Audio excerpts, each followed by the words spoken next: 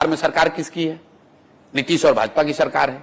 तो सबसे पहले इनका गर्दन पकड़ा जाना चाहिए कि तुम क्या सरकार चला रहे हो भैया, जब बांग्लादेशी और नेपाली आके बैठ रहे हैं यहां पर इलेक्टोरल रोल में। सिर्फ इलेक्टोरल रोल की बात नहीं है, इसका मतलब कि वो राशन भी ले रहे हैं, जो सरकारी सुविधाएं मिल रही है वो भी ले रहे हैं। तो भाई किसी भी तरीके से आप हाथ पकड़िए, नाक पकड़िएगा, दोनों ओर से भाजपा और नीतीश सरकार दोषी पाए जाएंगे।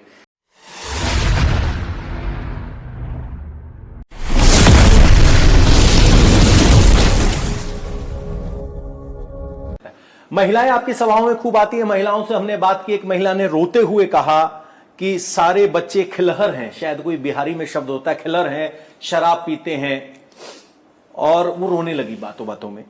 आप तो शराबबंदी खत्म करने की बात करते हैं जी। तो ये आपने मेरी बात को एक तरह से वैलिडेट कर दिया कि पहले तो जनता को यह समझना है, देश को यह समझना है कि बिहार में शराबबंदी नहीं है, एक फर्जी कानून है शराबबंदी के नाम पर, जिसमें शराब की दुकानों को बंद कर दिया गया है और होम डिलीवरी चालू कर दी गई है। क्योंकि अगर शराबबंदी है तो महिला कैसे कह रही है कि सब लोग पी रहा है? आपने देखा होगा सभाओं में मैं लोगों से ये हाथ उठवाता हूं कि भाई शराब बिक रही है कि नहीं बिक रही है? 100 रुपए की शराब 300 रुपए में बिक रही है, दुकान पे नहीं बिक रही है, घर घर बिक रही है। और इस वजह से बिहार के लोगों का हर साल करीब करीब 20,000 करोड़ रुपए का नुकसान हो रहा है। एक मिनट रुक जाइए। और ये पैसा कहां जा रहा है? ये पैसा जा रहा है बालू माफिया के पास, शराब माफिया के पास, अफसरों के पास, भ्रष्ट नेताओं के पास। आप जो लॉ एंड ऑर्डर की बात सुन रहे हैं, रोज मर्डर हो रहा है बिहार में, अचानक से ऐसा क्या हो गया है? वही बिहार की पुलिस है, वही बिहार की व्यवस्था है, वही नीतीश कुमार है, अचानक से ऐसा क्या हुआ है? आप देखिए डेटा क्राइम का उठाकर, जब से शराबबंदी लागू हुई है पिछले 5-7 वर्षों में उत्तरोत्तर क्राइम का ग्राफ यहां पर बढ़ता जा रहा है। क्यों? क्योंकि आधे से ज्यादा पुलिस प्रशासन सिर्फ और सिर्फ शराब और बालू माफिया से इंगेज्ड है, उनसे पैसा कमाने में लगे हुए हैं, उनको बचाने में लगे हैं, उनको पकड़ने में लगे हैं। तो जो रूटीन लॉ एंड ऑर्डर है उसके लिए पुलिस फोर्स है ही नहीं। बस हम आपसे समझना चाहते हैं, जो महिला वोटर नीतीश कुमार को इसलिए पसंद करती हैं कि उन्होंने शराबबंदी की, इफेक्टिव होना ना होना एक सब वही महिला वोटर इस बार नीतीश कुमार को दौड़ा के उनके खिलाफ वोट देगी, क्योंकि वो जान रही है कि ये शराबबंदी के नाम पर हमने वोट दिया एंड नाउ दे फील कि वो ठगे हुए महसूस करते हैं, क्योंकि वो शराब भी बिक रही है, जहरीली शराब से लोग मर रहे हैं, महिला और गरीब आदमी को पकड़ा जा रहा है। आज भी 1 लाख से ज्यादा गरीब लोग यहाँ बिहार में जेल में हैं, और जो पैसे वाले हैं वो आराम से शराब पी रहे हैं, लोग उससे हजारों करोड़ रुपए कमा रहे हैं। अब जरा मुद्दों पे आ जाते हैं। एसआईआर चल रहा है, स्पेशल इंटेंसिव रिव्यू, जिसमें 65 लाख मतदाता ऐसे पाए गए जिनमें 20 लाख मारे गए, 28 लाख यहां से चले गए पलायन करके। इस मुद्दे पर आपकी पार्टी का क्या स्टैंड है, जब खुद तेजस्वी यादव कहते कि हम चुनाव का बायकॉट कर सकते हैं, महागठबंधन कर सकते हैं? देखिए, तेजस्वी यादव चुनाव की शुद्धता पर बात करें तो ऐसे है कि कोई बूढ़ा शेर शाकाहारी होने की बात करता है। राजद, हम लोगों ने दौर देखा है, पूरे देश ने दौर देखा है, जब राजद यहां चुनाव लड़ती थी तो सिर्फ और सिर्फ लाठी और बंदूक के बल पे ये लोग बूथ कब्जा करके चुनाव लड़ते थे। अब आ जाइए आप एसआईआर पे। एसआईआर जो इलेक्शन कमीशन कर रहा है आप उसके बैकग्राउंड को समझिए। पिछले 5-7 वर्षों से, जब से मोदी सरकार है, धीरे धीरे इलेक्शन कमीशन के प्रति जो लोगों का, समाज का जो ट्रस्ट था वो कम होता जा रहा है। टीएन सेशन के बाद से एक दौर चला था जब पूरे देश में इलेक्शन कमीशन एक बहुत सशक्त ऑर्गेनाइजेशन है, इंडिपेंडेंट है, एक ऐसा एक इंप्रेशन बना था। 14 के बाद वो धीरे धीरे कम हो रहा है। समाज में एक बहुत बड़ा वर्ग है जिसका इलेक्शन कमीशन पर ट्रस्ट कम होता जा रहा है। उसी बीच में 2 घटना हुई।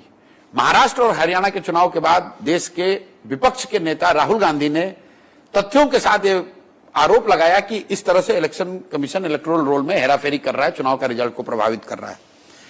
उन तथ्यों का इलेक्शन कमीशन ने कोई गंभीरता से, कोई प्रमाणिक तौर पर उसका कोई काट या कोई उसका उत्तर नहीं दिया, उसको एक तरह से साइड ट्रैक कर दिया।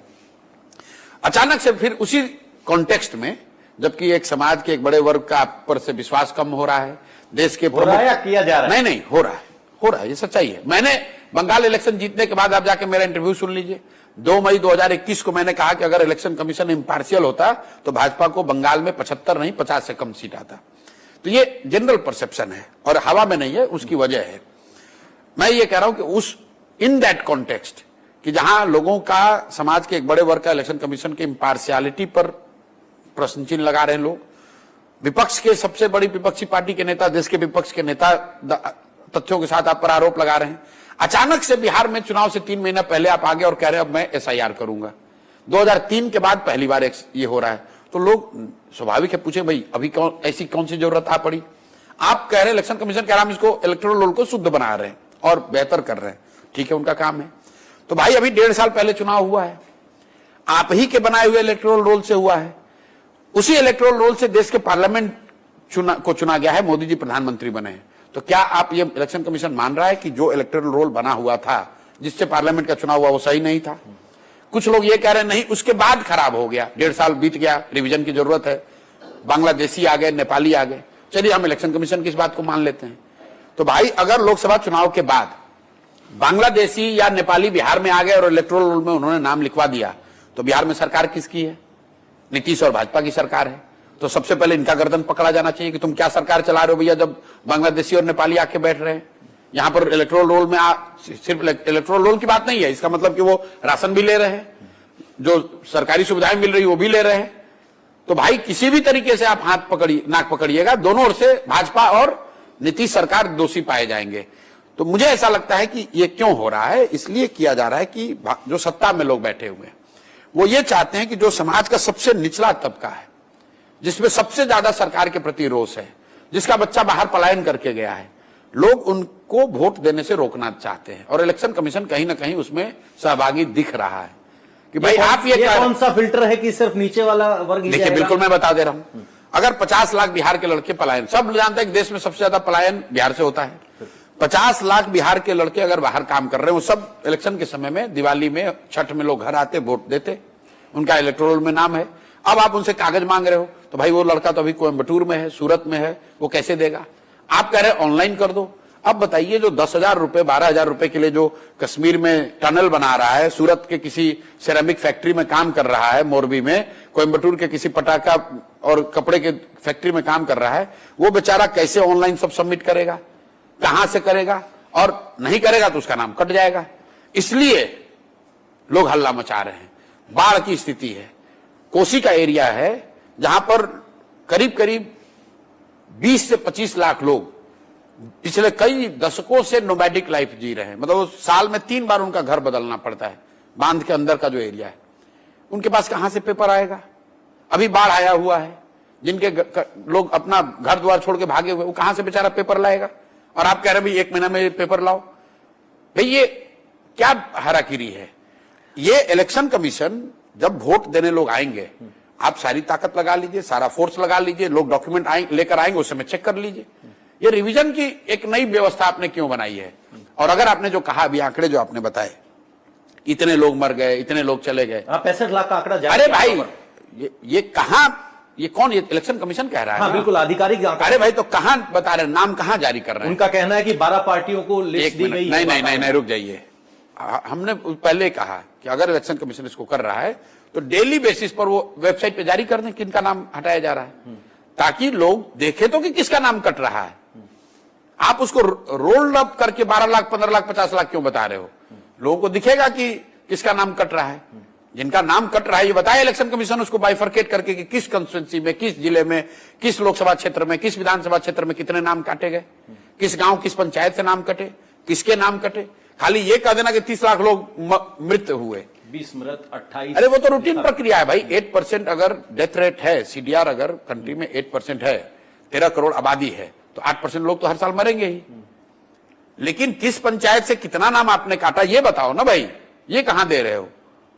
ये तो बिल्कुल ही गलत है। लेकिन मैं अंत में एक बात कहूंगा, इलेक्शन कमीशन चाहे जितना जोर लगा ले, आप चाहे वोटर लिस्ट से नाम ऊपर नीचे कर लो या पार्टियां बूथ कैप्चर कर लें, जब लोकतंत्र में पब्लिक आपको हटाने पर आ जाए ना तो कुछ चलता नहीं है। इसी पे अगला सवाल, तो एक मतलब बीजेपी और नीतीश को जाना ही जाना है यहां से। बीजेपी और नीतीश आप पर कोई प्रतिक्रिया नहीं दे रहे हैं। कांग्रेस आपकी सोच को ईमानदार बता रही है। चिराग पासवान कह रहे हैं मेरे बड़े भाई एक अच्छी ईमानदार कोशिश कर रहे हैं। कांग्रेस के नेता कह रहे हैं, इसको आप कैसे देखते हैं? बीजेपी आपको इग्नोर कर रही है और महागठबंधन के लोग आपको प्रेज कर रहे हैं। नहीं भाई, मुझे तो कोई नहीं प्रेज कर रहा है। मुझे तो हर आदमी यहाँ चॉइसेस ऑफ एब्यूजेस, ये बिजनेसमैन है, फ्रॉड है, भाग जाएगा, लोगों ने क्या नहीं कहा, उससे कोई फर्क नहीं है। और हम लोग यहां पर जो बता रहे, देखिए कांग्रेस का तो कोई यहां अस्तित्व नहीं है। कांग्रेस यहां आरजेडी की पिछलग्गू पार्टी है और आरजेडी से हम लोग की सीधी लड़ाई है, जो हम लोग रोज बोल रहे हैं कि उनका नेतृत्व क्या है, उनका चाल चरित्र क्या है। लेकिन पहली बार कोई यहां बीजेपी के चाल चरित्र चेहरा पर उंगली उठा रहा है, वो हम लोग उठा रहे हैं। हम लोग बता रहे हैं कि बीजेपी चाल चरित्र चेहरा की बात करने वाले बीजेपी का अध्यक्ष दिलीप जायसवाल सिखों के माइनॉरिटी कॉलेज को 25 साल कब्जा किए हुए हैं। ये भाजपा के राज्य के अध्यक्ष दिलीप जायसवाल पर मर्डर का आरोप है। प्रेस कॉन्फ्रेंस करके जिनका मर्डर हुआ उनके परिवार के लोगों को सुनाया गया। पहली बार हम लोग बता रहे हैं कि नीतीश कुमार, ये पढ़े लिखे होने और सुशासन का ढोंग करने वाले लोग, इनको कुछ आइडिया नहीं है। इन लोगों पे कभी किसी ने अटैक नहीं किया गया। मान लिया गया है कि भाई नीतीश कुमार से ज्यादा ज्ञानी कोई नहीं है बिहार में, ऐसी बात नहीं है। लेकिन भारतीय समाज में तो यह भी माना जाता है अगर कोई बुजुर्ग है, उसकी सेहत खराब हो रही है तो एक सहानुभूति होती है। बिल्कुल सहानुभूति है, बिल्कुल सहानुभूति है। सहानुभूति इतनी है कि भाई आप, अगर आपकी तबीयत खराब है, सहानुभूति तब रहेगी जब आप इलाज के लिए अपने आप पद छोड़ दीजिए। भारतीय समाज में वानप्रस्थ की बात कही गई है, आप सनातन की बात कर रहे हैं, तो इसी समाज में वानप्रस्थ की बात है। गवर्नमेंट में एक रिटायरमेंट का एज है, क्यों बना हुआ है कि भाई आप शारीरिक मानसिक तौर पर अगर स्वस्थ नहीं है तो आपको छोड़ देना है। यहां पर नीतीश कुमार को तो कुर्सी पे चिपके रहना है। उनको मालूम है कि उनका दिमाग काम नहीं कर रहा है, उनको मालूम है कि शारीरिक स्थिति उनकी ठीक नहीं है। भाई मंच पे आदमी प्रधानमंत्री का नाम भूल जाते हैं, राष्ट्रगान हो रहा है वो ताली बजा रहे हैं, कोई आईएएस अफसर सामने आ रहा है ऑफिशियल फंक्शन में, उसके सर पर गमला रख रहे हैं। रोज हम लोग देख रहे हैं ये चीजें। मतलब सदन में भी बोल रहे थे, तेजस्वी यादव को मंत्री बता रहे हैं, राबड़ी देवी को मंत्री बता रहे हैं, लालू जी को मंत्री बता रहे हैं, राबड़ी देवी को मुख्यमंत्री बता रहे हैं। मतलब ये रोज का ये बात है। बावजूद इसके नीतीश कुमार छोड़ना नहीं चाहते, तो निश्चित तौर पर समाज इसका संज्ञान लेगा। सहानुभूति है, सहानुभूति बिल्कुल उनको। क्या इस पूरे पॉलिटिकल सिस्टम में वही एक ऐसा वीकेस्ट लिंक है जो प्रशांत किशोर के निशाने पर है? नहीं, निशाने पर कोई व्यक्ति नहीं है, यानी वो पॉलिटिकल स्पेस नहीं। स्पेस तो देखिए, स्पेस यहां पर एनडीए ने ऑक्यूपाई किया हुआ है और वो सिर्फ और सिर्फ पिछले 5-7 वर्षों में लालू जी का डर दिखा के ऑक्यूपाई किया हुआ है। तो उस नजरिए से आप कह सकते हैं कि we are trying to take that space, कि लालू जी के डर से आप किसी गलत आदमी को वोट मत दीजिए, आपके पास जनसुराज का विकल्प है। लोग लालू जी को नहीं चाहते हैं। लालू जी को जो 20-22% वोट है वो है, उसके अलावा जो वोट एनडीए को पड़ता है वो सारा बहुत बड़ा 80% जो वोट है उस पर बिल्कुल हम लोग की नजर है।